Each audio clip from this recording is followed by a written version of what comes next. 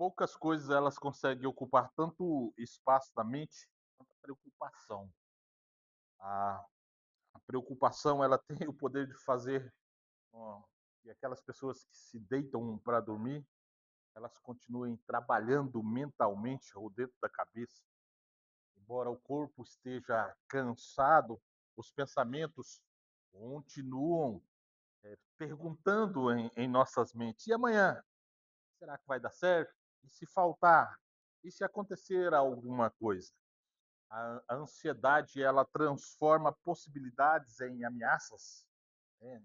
Possibilidades se tornam uma ameaça muito grande para nós, necessidades se transformam em desespero. E Jesus ele conhece profundamente o coração humano e ele fala diretamente a esse coração. A ansiedade ela frequentemente nasce da tentativa do ser humano de controlar o que não está em suas mãos. Literalmente, a ansiedade é isso: tentativa de controlar aquilo que não está nas suas mãos. Nós queremos garantir o amanhã, controlar as circunstâncias, queremos eliminar todas as incertezas, acabar com as possibilidades de incerteza. Mas a Bíblia ela é clara para nós em dizer que o futuro ele pertence a Deus e nós não fomos chamados para carregar aquilo que pertence a Deus carregar. Por isso, nesse texto de Lucas capítulo 12, dos versículos 12 a 34, Jesus ele não apenas identifica a ansiedade, como ele vai apresentar também alternativas. E essa alternativa é confiar no cuidado do Pai e colocar o reino em primeiro lugar. Exatamente isso que nós encontramos em Lucas 12, versículos 22 até o versículo 34. Nós já aprendemos que Lucas foi escrito para Teófilo. A ideia é que esse evangelho, né, chegasse a pessoas gregas e ele foi escrito para apresentar de maneira ordenada a pessoa e a obra de Jesus Cristo. Lucas vai mostrar no evangelho como que Jesus veio para buscar e salvar o perdido. No capítulo 12, ele está ensinando os seus discípulos diante de uma grande multidão. Nós vimos há 15 dias atrás miríades, cerca de 10.000 pessoas. E Jesus ele adverte esses discípulos contra a hipocrisia, contra o medo dos homens, contra a avareza.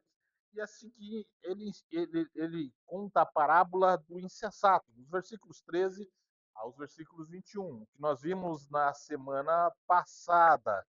Em seguida, depois de apresentar a parábola do rico insensato, Jesus muda das riquezas para a ansiedade. O homem havia pedido que Jesus intervisse na divisão ali das heranças, e Jesus aproveitou a situação para advertir: tendes cuidado e guardai-vos da avareza. Depois que ele conta a parábola do homem rico, que pensava somente aumentar os seus celeiros e viver uma vida de tranquilidade.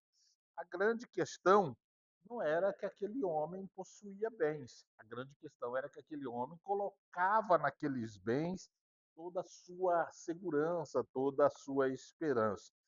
Depois de ensinar para a multidão, Jesus então ele volta para os seus discípulos. Capítulo 12, versículo 22 diz assim: a seguir, depois de contar essa parábola e as suas aplicações, Jesus dirigiu aos seus discípulos dizendo, e aí ele adverte aos seus discípulos contra o perigo da ansiedade. Jesus ele vai apresentar o cuidado do Pai, o valor da vida, vai apresentar a beleza da criação e a prioridade do reino. O ensino de Jesus, então, vai encerrar apontando para o verdadeiro tesouro, que é aquilo que está nos céus. Resumindo esses versículos 22 a 34, nós percebemos que Jesus está falando a respeito de termos confiança no cuidado do Pai. E ele vai apresentar três verdades que nos ensinam a descansar no cuidado do Pai. E sobre essas três verdades nós vamos estar falando nesta noite. Primeiro, versículos 22 a 26. Versículos 22 a 26. Estão todos com a Bíblia aberta? 22, 23, 24, 25 e 26. Lucas capítulo 12, versículo 22. Então, versículos 22 até o versículo 26, Jesus nos ensina a primeira lição sobre a confiança no cuidado do Pai. A confiança no cuidado do Pai torna desnecessário a ansiedade dominadora. A ansiedade ela tem esse poder de dominar o indivíduo. Mas Jesus vai mostrar que a confiança no cuidado do Pai torna desnecessária a ansiedade dominadora. Jesus começa dizendo aos discípulos: não andeis ansiosos pela vossa vida quanto ao que haveis de comer, nem pelo vosso corpo quanto ao que haveis de vestir. A palavra ansioso aqui, o ansioso, transmite a ideia de preocupação, de inquietação, uma preocupação que divide a mente do indivíduo. Jesus ele não está condenando o trabalho responsável. Jesus não está condenando o planejamento. Jesus não está condenando a prudência. Ele está confrontando aquela preocupação que domina o coração e rouba a confiança na providência divina. A ansiedade faz a pessoa viver hoje o peso de amanhã que ainda nem chegou. E a gente nem sabe se vai chegar amanhã. E Jesus chama os seus discípulos a enxergar a vida a partir do cuidado do Pai. E ele argumenta a partir de necessidades fundamentais: alimento, vestuário. Ele diz: a vida é mais do que alimento, o corpo é mais do que a veste. A ideia é: se Deus concedeu vida ao corpo, ele certamente ele é capaz de cuidar das necessidades que vão sustentar essa vida. Em seguida, ele fala para os discípulos olharem para os corvos, né? Observai os corvos. E é interessante que aqui existe um paralelo muito legal. Corvo era um animal que era considerado impuro.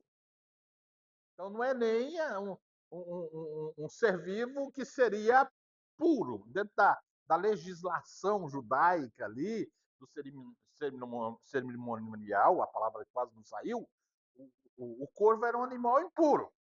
Jesus está falando, olha os corvos. Os corvos são impuros. E mesmo assim, Deus cuida deles. Quanto mais a vocês. E aí, o que eu achei interessante é que ele fala assim, os corvos, eles não semeiam. Vocês lembram que a gente estudou semana passada, dos versículos 13 até o versículo 21? O homem semeou. Os corvos, eles não têm dispensa, eles não têm celeiros. Lembra do homem que fez um celeiro, colocou tudo naquele, olhou para aquele celeiro e disse, nossa Deus, o meu celeiro ficou pequeno, eu vou derrubar tudo, vou construir um outro maior e vou encher o meu celeiro. Os corvos, eles não têm celeiro. Então tem um paralelo, um contraste, vamos dizer assim, entre esse animal impuro, o corvo, e os seres humanos, mostrando que, por mais diante da sociedade insignificante que fosse aquele animal, Deus cuidava dele. O argumento, então, é que não é que a gente deve abandonar as nossas responsabilidades, mas que a nossa confiança não pode estar dependendo somente daquelas coisas que nós possuímos.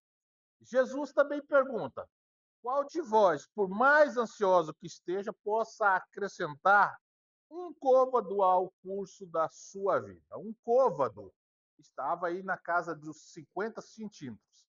Um côvado é a medida entre a ponta da mão, dedo, até o cotovelo. Isso aqui é um côvado.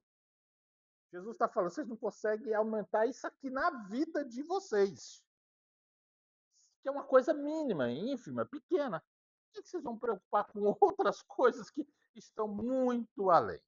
Qual é a ideia, então? Nós podemos trabalhar, nós podemos planejar, mas nós não podemos acrescentar nem sequer um minuto à nossa existência por meio da preocupação. A sua preocupação não aumenta nada na sua vida. A ansiedade, ela gasta as energias tentando resolver antecipadamente um problema que não aconteceu e que provavelmente você nem sabe se vai acontecer. Por isso, Jesus pergunta: se vocês não podem fazer nada com as coisas mínimas, por que vocês andam ansiosos com as outras coisas? A ansiedade ela é desnecessária porque ela não aumenta a nossa capacidade de resolver ou de enfrentar o amanhã. Salmo 52, versículo 22. Salmo 52, versículo 22. Confia, confia os teus cuidados, confia as tuas necessidades ao Senhor e ele te susterá. É isso que Jesus está falando aqui. Ele jamais vai permitir que o justo seja abalado. Em 1 Pedro capítulo 5, versículo 7, Pedro diz assim: lançando sobre ele toda a vossa ansiedade, porque ele tem cuidado de vós. A ideia é, coloca sobre quem conhece todas as coisas as vossas ansiedades. Ele conhece cada uma delas. Muito bem. Imagine você fazendo uma viagem. Imagine que nessa viagem você está indo daqui para Cuiabá. Você está indo viajar de carro. E você é uma criança de 5 anos de idade. Você se preocupa em colocar combustível no carro? Você se preocupa em dirigir o carro?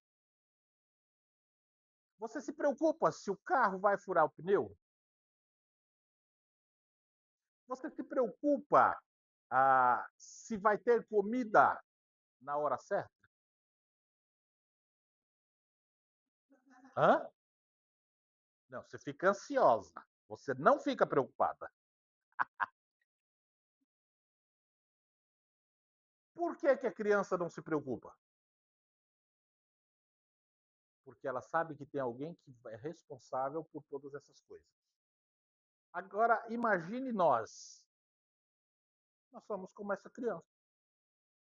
Nós não preocupamos se o carro vai furar o pneu, se vai ter gasolina, se não vai ter gasolina, se nós vamos chegar no tempo certo, se não vamos chegar. Não, a gente não preocupa com nada disso. Por quê? A gente entende que tem o pai responsável. Alguém é responsável por isso. A ideia, irmãos, é que nós somos essa criança. Mas sendo essa criança, às vezes nós queremos pegar a direção. Falar para o pai, ó, dá licença, deixa eu dirigir o carro. Isso é ansiedade. Vou te ajudar, Ana. Miguel, senta aqui. Vou quebrar o seu gato. Sarinha, vem para cá agora. Não, você pode continuar aí. Estão desconcentrando. Beleza, vamos lá. Muito bem. Qual é a ideia ou qual é a aplicação disso tudo?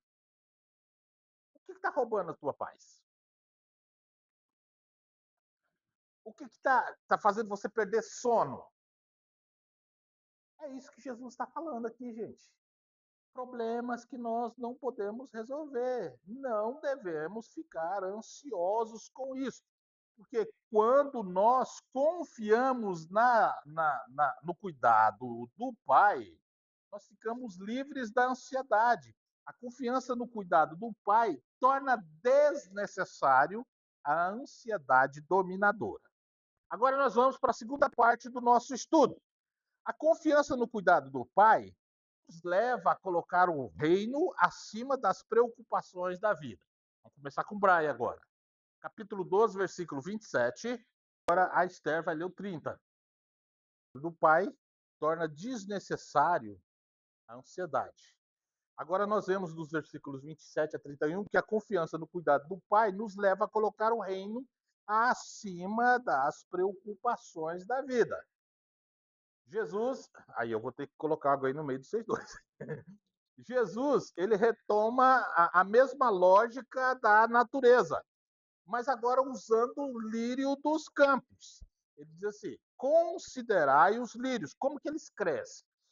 Os lírios era uma planta comum ali na Galileia, eram flores comuns que nasciam e morriam sem qualquer esforço humano. Ainda assim, Jesus afirma: nem Salomão, em toda a sua glória, se vestiu como os lírios do campo. A questão é que Salomão, quando a gente estuda a história dos reis de Israel, ali o Antigo Testamento, Salomão era o símbolo, o ápice da glória de Israel. Assim, humanamente falando, tá, gente? Tipo, foi o rei mais sábio, foi o rei mais rico, se vestia de forma assim esplendorosa, mas a sua glória obtida com todo o esforço humano possível não se compara à beleza natural e gratuita de uma simples flor do campo que fora cuidado por Deus. Esse versículo, esse argumento se intensifica no versículo 28, quando Jesus fala assim: se Deus veste assim a erva que hoje está no campo e amanhã é lançada ou no fogo, é como se fosse um combustível ah, para o fogo. E Jesus fala assim: quanto mais Deus cuidará dos seus discípulos, homens de pequena fé. Essa expressão, homens de pequena fé, foi usada em várias outras situações. Eu me lembro aqui de cabeça de duas situações. Jesus sobe no monte para orar e os discípulos ficam lá embaixo e eles ficam o tempo todo tentando expulsar um demônio e não conseguem. Aí quando Jesus desce, o pai do menino fala assim: seus discípulos passaram a noite toda tentando expulsar o demônio e não conseguiu. Jesus fala: mas homens de pequena fé, até quando eu vou ficar sofrendo vocês aqui? Foi lá e expulsou o demônio. Uma outra ocasião, ele está andando por sobre as águas, né? E Pedro fala: se és tu mesmo, Jesus, manda eu ir ao teu encontro. Jesus chama: vem, Pedro. E o Pedro sai do barco, começa a andar. Só que ele olha para as ondas, começa a afundar e ele clama: Senhor, me socorre, eu estou afundando. Jesus socorre ele e fala assim: homens de pequena fé. E em algumas outras situações nós vemos essa expressão de homens de pequena fé. Ah, Jesus usa esse termo para repreender com ternura a fé pequena diante da circunstância adversa. Aí a gente chega à seguinte conclusão: a ansiedade, portanto, não é apenas desnecessária, como nós vimos na primeira divisão do estudo, mas a ansiedade ela revela problema espiritual. E é aqui que a coisa pega para nós. A ansiedade ela revela um problema espiritual mais profundo. Que problema é esse? Falta de fé. Esse é o problema. A falta de fé no quê? No caráter e na fidelidade do Pai. No versículo 29 a 30, Jesus proíbe os discípulos de viver como os gentios do mundo. Ele diz assim: não indagueis, não andeis, pois, a indagar o que haveis de comer ou beber, e não vos entregueis às inquietações, porque os gentios de todo mundo é que procuram essas coisas. Mas vosso Pai sabe que necessidade de cada uma delas. A ideia aqui de não buscar, que Jesus está falando aqui, não fazer como essas pessoas, porque os gentios eles vivem para isso. Qual vai ser a realização? Esta é a realização.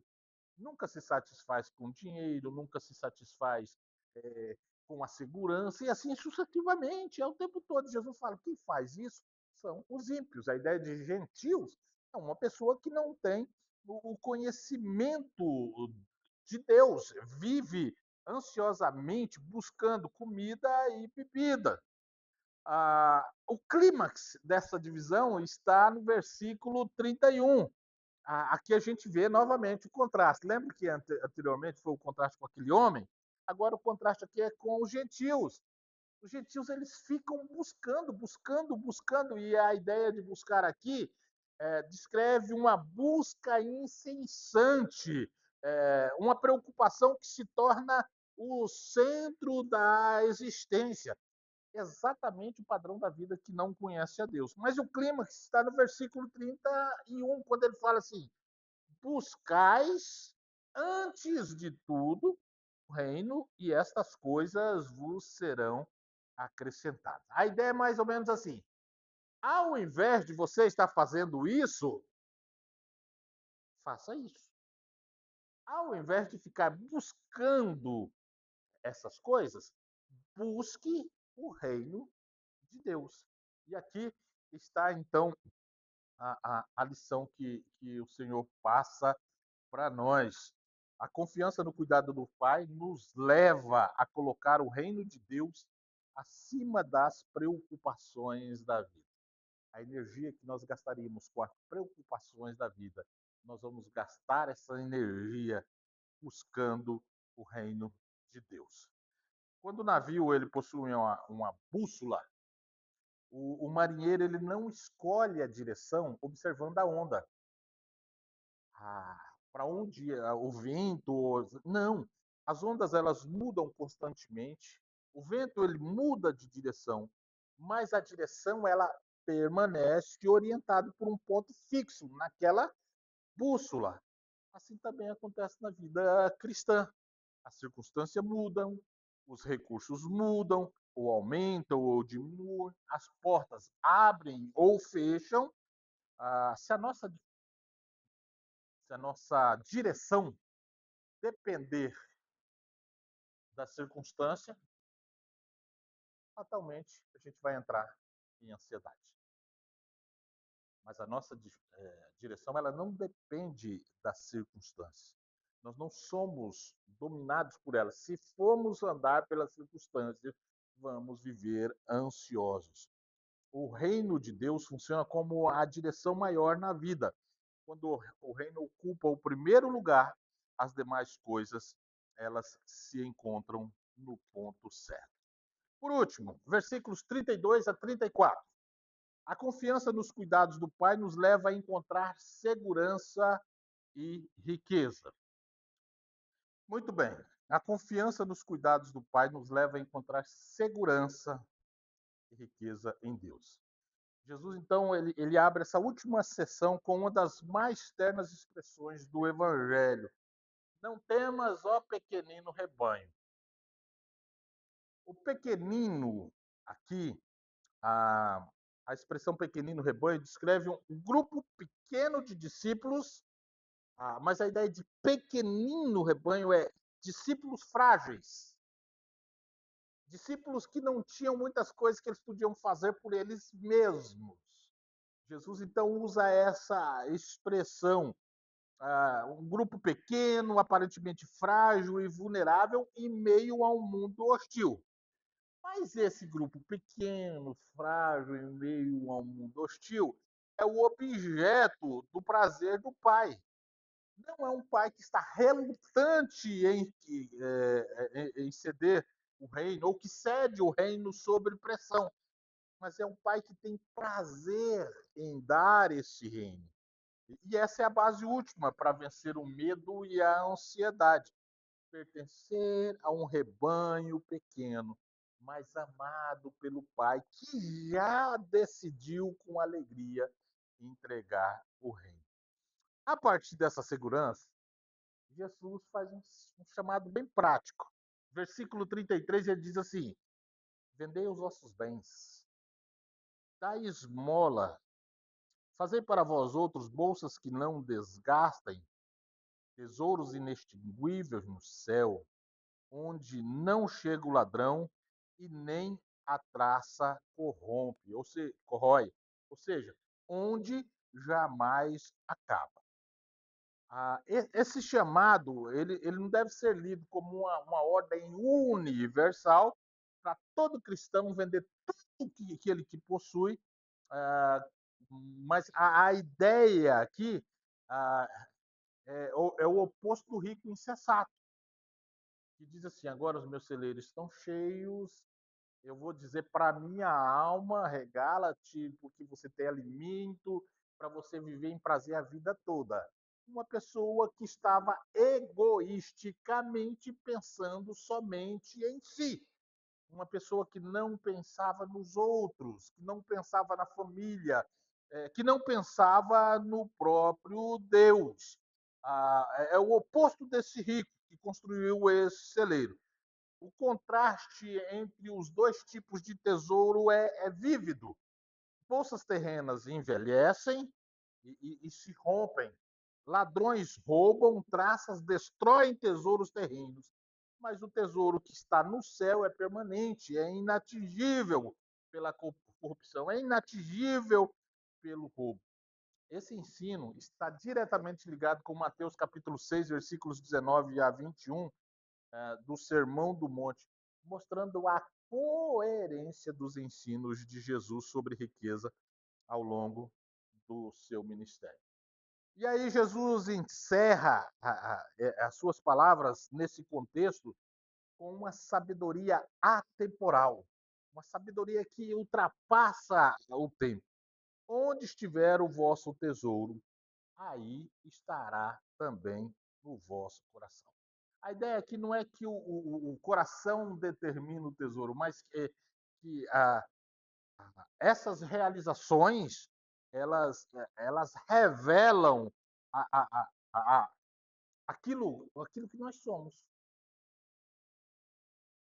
A forma que nós conduzimos a nossa vida revela aquilo que nós somos. Não é apenas o coração que influencia onde nós investimos, é o investimento que revela o coração que nós temos.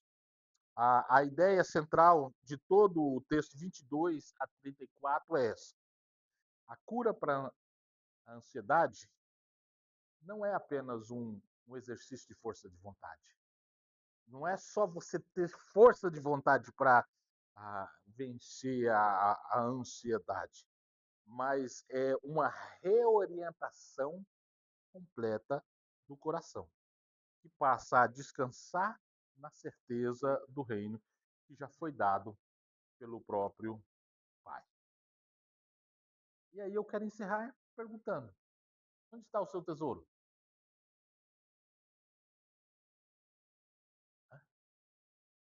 Onde, onde está o seu tesouro? Se você quer saber onde está o seu tesouro, veja onde você faz investimento. Irmãos, a nossa conta bancária, a nossa agenda, o nosso cartão de crédito, eles revelam com mais precisão do que nós gostaríamos de admitir onde realmente está o nosso coração. A nossa conta bancária, a nossa agenda de atividades, nosso cartão de crédito. Quando você pega a fatura do cartão de crédito e dá uma olhadinha, você vê onde está o seu coração. É isso que Jesus está falando. Esse texto nos convida a examinar os nossos investimentos, investimento de tempo. Esse texto nos convida a examinar o nosso investimento de dinheiro. Esse texto nos convida a examinar o nosso investimento de energia. E esse investimento que nós fazemos de tempo, de dinheiro e de energia nos levam a perguntar, a refletir Nós estamos vivendo a segurança de quem já recebeu o reino? Ou nós estamos vivendo a ansiedade de alguém que ainda vive como órfão, tentando garantir sozinho o seu futuro? Nós vimos que a ansiedade ela é desnecessária. Ela é desnecessária porque o mesmo pai que sustenta os corvos, veste os lírios do campo, cuida dos seus filhos. Versículos 22 a 26. Nós vimos que a ansiedade ela é imprópria para alguém que busca ou que já conhece o pai e que busca, antes de tudo, o seu reino, confiando que o restante tudo vai ser acrescentado. E vimos, por fim, que a ansiedade ela é vencida não apenas pelo esforço próprio, mas por um coração que descobre a alegria do Pai em lhe dar o reino e por isso investe livremente no tesouro celestial. Que tipo de coração é o seu? Vamos orar? Deus, em nome de Cristo Jesus, a nossa oração ao Senhor é que, através do Teu Espírito Santo, o Senhor esteja mudando todos os dias o nosso coração. A minha oração ao Senhor é que o Senhor esteja mudando o meu coração, para que o meu coração esteja no Senhor, nas coisas eternas, no reino de Deus. O meu tempo, a minha energia, as finanças que o Senhor tem me dado para a mordomia, que possam ser todas voltadas para te glorificar. Assim também cada um dos irmãos que estão aqui nessa noite, que nós possamos viver assim para a glória do Senhor. Em nome de Cristo Jesus. Amém.